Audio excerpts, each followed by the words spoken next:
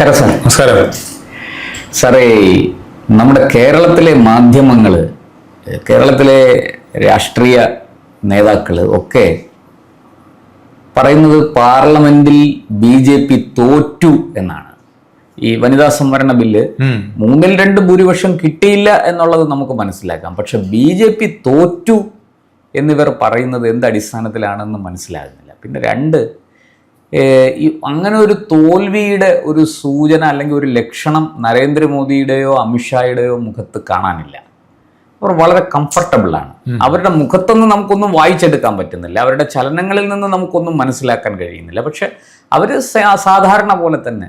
അപ്പോൾ അങ്ങനെ ഒരു തോൽവി BJPക്ക് സംഭവിച്ചിട്ടുണ്ടോ? എന്തോ ഒരു ഒരു ഒരു ഒരു രഹസ്യം ഇതിൻ്റെ പുറകിലുള്ളതായിട്ട് തോന്നുന്നു. എന്താണ് സാറിന് ഈ കാര്യത്തിൽ പറയാനുള്ളത്? 2014 മുതൽ ഇന്ന് വരെ കോൺഗ്രസും ഇന്ത്യ മുന്നണിയും വിചാരിച്ചിട്ട് നരേന്ദ്രമോദിയെ തോൽപ്പിക്കാൻ കഴിഞ്ഞില്ല. അത് ഏത് വിധത്തിൽ നോക്കിയാലും തോൽപ്പിക്കാൻ കഴിഞ്ഞില്ല. കഴിഞ്ഞ തവണ അവർ വിചാരിച്ചത് ഭരണം എന്തായാലും പോയി എന്നുള്ളതാണ്. പക്ഷേ അതുപോലും നടന്നില്ല. രണ്ടാമത് വിചാരിച്ചത് ഈ ഭരണം ഒരു മെജോറിറ്റി BJPക്ക് ഇല്ലാത്തത് കൊണ്ട് NDA മുന്നണി എന്തായാലും കാലാവധി തികക്കില്ല, അതിലെന്തെങ്കിലും പ്രശ്നം വരും, അങ്ങനെ ഏതെങ്കിലും വിധത്തിൽ ഈ മന്ത്രിസഭയെ അട്ടിമറിക്കാൻ കഴിയുമെന്നുള്ളതാണ്. അത് നടന്നില്ല. TDP പിടിച്ചൊരു മാറ്റം വരുത്താം, അല്ലെങ്കിൽ ജനതാദളിനെ JDUവിന്റെ നിതീഷിനെ പ്രധാനമന്ത്രിയാക്കാന്ന് പറഞ്ഞാൽ ചിലപ്പം നിതീഷ് ചാടിപ്പുറപ്പെട്ടാലോ, അങ്ങനെ നിതീഷിനെ ഇപ്പുറത്തേക്ക് ചാടിച്ച് TDP ഇപ്പുറത്തേക്ക് ചാടിച്ച് ഒരു പ്രധാനമന്ത്രിയെ തന്നെ മാറ്റി നരേന്ദ്രമോദിയെ തോൽപ്പിക്കാമെന്ന് വിചാരിച്ചു. അതും നടന്നില്ല.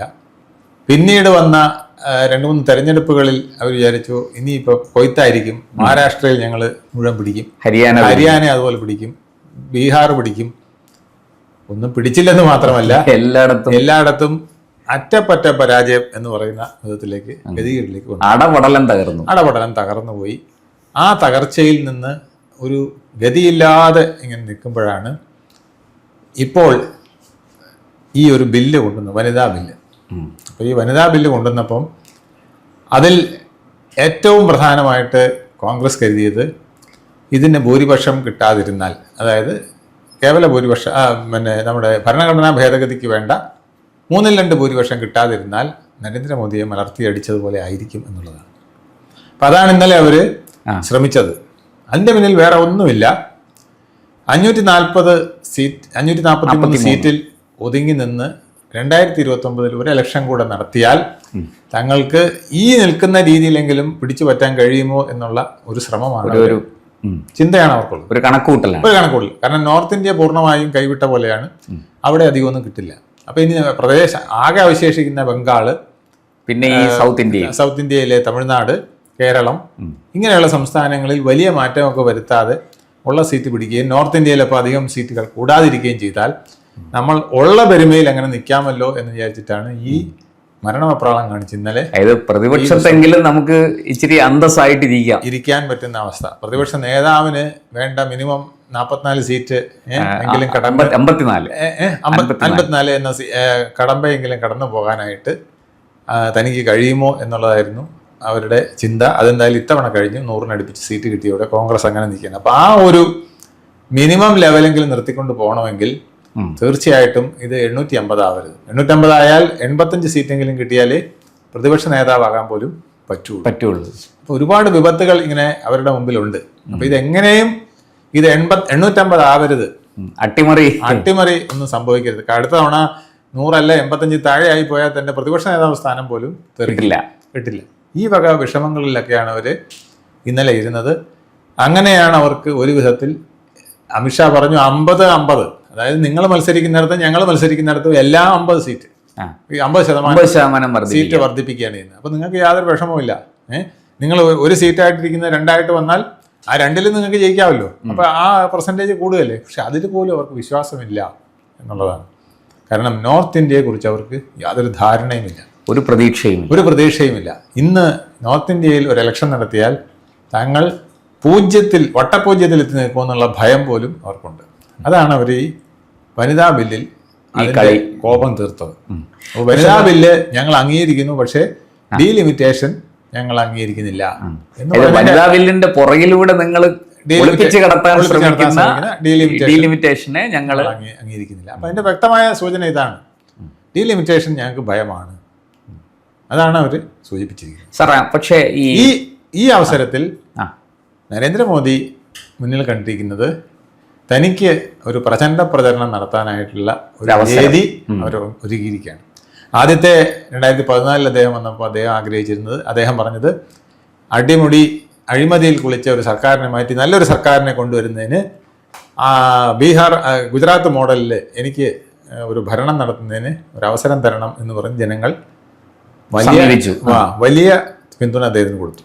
രണ്ടാമത് 2019 വന്നപ്പോൾ കേവല ഭൂരിപക്ഷത്തോടു കൂടി BJPക്ക് അധികാരം കൊടുത്തു. അന്ന് വിദേശത്ത് നിന്ന് അന്യ സംസ്ഥാനങ്ങളിൽ അന്യരാജ്യങ്ങളിൽ നിന്നും വന്ന് നുഴഞ്ഞു കയറി ഇവിടെ നടത്തുന്ന ഭീകരവാദം ഉൾപ്പെടെയുള്ളവനെ തുരത്തിയതിന് ബാലാക്കോട്ട് ഉൾപ്പെടെയുള്ള പ്രശ്നങ്ങളിൽ എല്ലാം കൂടെ നോക്കി അദ്ദേഹത്തിന് വൻപിച്ച ഭൂരിപക്ഷം കിട്ടുന്ന വിധത്തിൽ ഒരു വിജയം നേടാൻ കഴിഞ്ഞു. മൂന്നാമത് അദ്ദേഹം രാമജന്മഭൂമി പ്രശ്നവും ആ ക്ഷേത്രത്തിൻ്റെ നിർമ്മാണവും ഒക്കെ ആയിട്ട് അപ്പോഴും അദ്ദേഹത്തിന് പിടിച്ചു നിൽക്കാൻ കഴിഞ്ഞു. അപ്പം ഇനി നാലാമത് അദ്ദേഹത്തിന് നല്ലൊരു വടി കിട്ടാതിരുന്നത് ഇപ്പൊ കോൺഗ്രസ് ആയിട്ട് കൊണ്ടുകൊടുത്തു. വടി വെട്ടി ചീകി മിനുക്കി കൊണ്ടുകൊടുത്തു. എനിക്ക് പടപടാന്ന് അടിച്ചോ എന്ന് പറഞ്ഞ് തിരിഞ്ഞു നിന്ന് കൊടുത്തിട്ട് മുതുകും കാണിച്ചു കൊടുക്കുകയാണ്. എന്നിട്ട് ഇതിന്റെ അബദ്ധം മനസ്സിലാക്കാതെ ഇന്നലെ വനിതകൾ മുഴുവൻ ഇറങ്ങി സന്തോഷ പ്രകടനം നടത്തുകയാണ്. അത് വനിതാ ബില്ല് പരാജയപ്പെട്ടെന്ന് പറഞ്ഞാണ് സന്തോഷ പ്രകടനം നടത്തുന്നത്. ഞങ്ങൾ വനിതകൾക്ക് വേണ്ടി നിൽക്കുന്നു, വനിതാ ബില്ലിനെ ഞങ്ങൾ സപ്പോർട്ട് ചെയ്യുന്നു പറഞ്ഞിട്ട് വനിതാ ബില്ല് പരാജയപ്പെട്ടെന്ന് പറഞ്ഞുകൊണ്ട് സ്ത്രീകളെല്ലാം പാർലമെന്റിന്റെ പുറത്തിറങ്ങി ഉള്ള MP-മാർ തന്നെ പ്രകടനം നടത്തുകയാണ്. ഇതിന് നരേന്ദ്രമോദിക്ക് പൊളിച്ചെടുക്കാനുള്ളൊരു അവസരമാണ് കിട്ടാൻ പോകുന്നത്. നന്നായിട്ട് കാരണം ഈ വനിതകൾ ആരാണെന്ന് തന്നെ അദ്ദേഹം ആദ്യം ചോദിക്കും. ആരാണ് കനിമൊഴി? കനിമൊഴിയെ വനിത എന്നുള്ള രീതിയിലാണോ പാർലമെന്റിലേക്ക് അയച്ചിരിക്കുന്നത്, അതോ സ്റ്റാലിന്റെ അച്ഛന്റെ വകയിലെ ഒരു സഹോദരി എന്നുള്ള നിലയിലാണോ അയച്ചിരിക്കുന്നതെന്ന് ചോദിക്കും. അത് നരേന്ദ്രമോദിക്ക് അറിയാം, അമിത്ഷായ്ക്ക് അറിയാം. ഈ വക ബന്ധങ്ങൾ വെച്ചിട്ടാണ് ഓരോരുത്തർ അവിടെ 4-3-7 വനിതകൾ തന്നെ വന്നിരിക്കുന്നത്. പക്ഷെ BJP-യിലുള്ളവർ അങ്ങനെയല്ല. BJP-യിലെ വനിതകൾ താഴെത്തട്ടിൽ പ്രവർത്തിച്ചു വന്നിട്ടുള്ളതാണ്. രാഹുൽ ഗാന്ധിയുടെ കൂടെ ഇരിക്കുന്ന പ്രിയങ്ക ഗാന്ധി എങ്ങനെയാണ് അവിടെ വന്നത് എന്ന് ചോദിക്കാൻ അദ്ദേഹത്തിന് അറിയാം. വനിത എന്നുള്ള രീതിയിലാണോ അതോ സഹോദരി എന്നുള്ള രീതിയിലാണോ അവിടെ വന്നിരിക്കുന്നത്? വനിത എന്നുള്ള രീതിയിലാണെങ്കിൽ കോൺഗ്രസിലെ മഹിളാ കോൺഗ്രസിന്റെ തലപ്പത്തിരിക്കുന്നവരല്ലേ അവിടെ വരേണ്ടത്, അല്ലാതെ പ്രിയങ്ക ഗാന്ധി അല്ലല്ലോ. അപ്പൊ ഇങ്ങനെ ഓരോരുത്തരെയും കണക്കെടുത്തു കഴിഞ്ഞാൽ കോൺഗ്രസിന്റെ മഹിളകൾ ആരൊക്കെയാണ്, DMK-യുടെ മഹിളകൾ ആരൊക്കെയാണ്, TMC-യുടെ മഹിളകൾ ആരൊക്കെയാണെന്നുള്ളത്, SP-യുടെ മഹിളകൾ ആരൊക്കെയാണ്, ഡിംപിൾ ആരാണ്, അത് യാദവ് പിന്നെ അഖിലേഷ് യാദവുമായി ലാലുവിന്റെ മകൾ എങ്ങനെ അവിടെ എത്തി, അഖിലേഷ് യാദവുമായിട്ട് ഡിംപിളിനുള്ള ബന്ധം എന്താണ്, ഇങ്ങനെയൊക്കെയുള്ള കാര്യങ്ങൾ അവിടെ ചർച്ചാ വിഷയമാകും. അപ്പോൾ ഇത് നാട് അറിയുന്നു, അതൊരു കാര്യം. രണ്ടാമത്തെ കാര്യം, ഏറ്റവും വലിയ വിപത്തായിട്ട് വരാൻ പോണത് നോർത്ത് ഇന്ത്യയെ അടച്ച് ആക്ഷേപിക്കുന്ന വിധത്തിലുള്ള പ്രവർത്തനം ചോദിക്കാൻ വന്നേ ഈ മുന്നണി നടത്തി എന്നുള്ളത് നരേന്ദ്രമോദിക്ക് ഒരു വലിയ വഴി. സാർ ഒരു നോർത്ത് സൗത്ത് ഒരു ഡിവിഷൻ ഉണ്ടാക്കി, അതായത് ദുർബലമായ നോർത്ത് ഇന്ത്യ എന്ന ഒരാശയമാണ് ഇപ്പൊ കോൺഗ്രസ് മുന്നോട്ട് വെക്കുന്നത്. ശക്തമായ സൗത്ത് ഇന്ത്യയും ദുർബലമായ നോർത്ത് ഇന്ത്യയും എന്ന് കോൺഗ്രസ് പറഞ്ഞു വെക്കുകയാണ് എന്നുള്ളത് സ്ഥാപിക്കാൻ നരേന്ദ്രമോദിക്ക് അധികം ബുദ്ധിമുട്ടണ്ട. ഇവരുടെയൊക്കെ സ്പീച്ച് പാർലമെന്റിലേക്ക് കഴിഞ്ഞ റീലുകളാക്കി ഇട്ടുകൊടുത്താൽ മാത്രം മതി അദ്ദേഹത്തിന് നോർത്ത് ഇന്ത്യയിലെ എല്ലാ സീറ്റിലും വോട്ട് കിട്ടുന്നതിന് സാധനമായി. പിന്നെ കഴിഞ്ഞ ഞാൻ പറഞ്ഞില്ലേ 19 മുദ്രാവാക്യം, 21 മുദ്രാവാക്യം, 2014 മുദ്രാവാക്യം, 19 മുദ്രാവാക്യം, 24 മുദ്രാവാക്യം ഒക്കെ ഇനിയിപ്പോ തേഞ്ഞു പോയി. ഇനി എടുക്കാവുന്ന ഒരു മുദ്രാവാക്യം ഇല്ല അദ്ദേഹത്തിന്റെ സ്റ്റോക്ക്. പക്ഷെ അത് സ്റ്റോക്ക് ഇട്ട് കൊടുത്തിരിക്കുകയാണ്. എനിക്ക് 400 ബാർ സീറ്റ് തരണം. എന്തിനാന്ന് ചോദിച്ചാൽ ശക്തി ബില്ല് ഈ രാജ്യത്തെ ഒരുമിപ്പിച്ച് ഐക്യത്തോടുകൂടി നിർത്താനും വനിതാ ബില്ല് പോലെയുള്ളത് വനിതകളെ ശാക്തീകരിക്കാനും ഈ ഭരണഘടനയ്ക്ക് 3/2 ഭൂരിപക്ഷത്തോടുകൂടി ഭരണഘടനയിൽ ഭേദഗതികൾ കൊണ്ടുവരാനും ഒക്കെ എന്നെ അവസരം തരണം എന്ന് പറഞ്ഞ് വലിയൊരു മുദ്രാവാക്യം ഇടാനുള്ള ചാൻസ് വീണ്ടും കൊടുത്തിരിക്കുകയാണ്. അത് അദ്ദേഹം ഭംഗിയായിട്ട് ചുരുക്കി പറഞ്ഞാൽ കോൺഗ്രസ്, സാറ് പറഞ്ഞത് വടികൊടുത്ത് അടി വാങ്ങിച്ചു എന്ന് മാത്രം പറഞ്ഞാൽ പോരാ, കോൺഗ്രസ് സ്വന്തം ശവക്കുഴി തോണ്ടി കഴിഞ്ഞു നോർത്ത് ഇന്ത്യയിൽ. യാതൊരു സംശയവുമില്ല.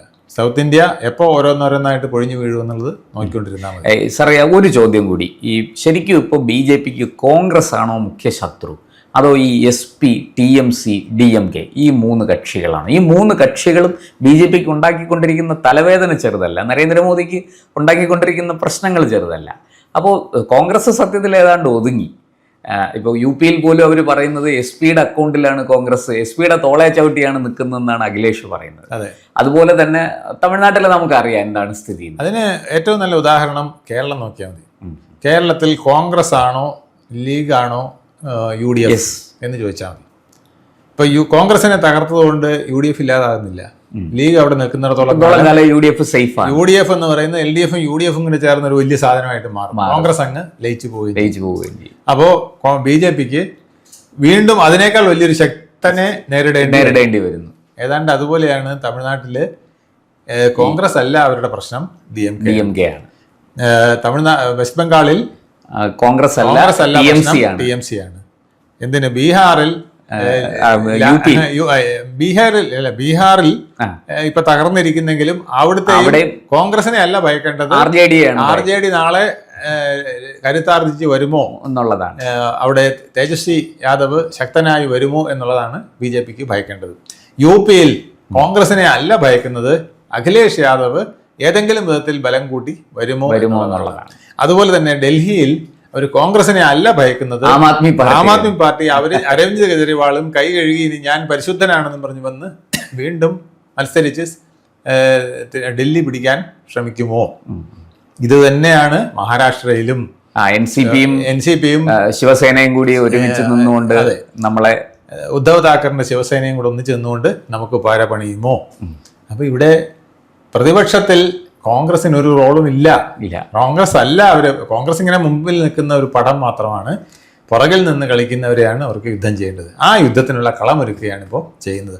അഖിലേഷ് യാദവിന് UP ഉത്തരം പറയേണ്ടി വരും. താൻ എന്തുകൊണ്ട് UPക്ക് ബലം കിട്ടുന്ന, UP 125 സീറ്റ് കിട്ടുന്ന ഒരു അവസരം എന്തുകൊണ്ട് കളഞ്ഞു എന്ന് അഖിലേഷ് യാദവിന് ഉത്തരം പറയേണ്ടി വരും. വലിയ ചോദ്യം അവിടെ വരും. ഇതുപോലെ ഓരോ സംസ്ഥാനത്തും വരും.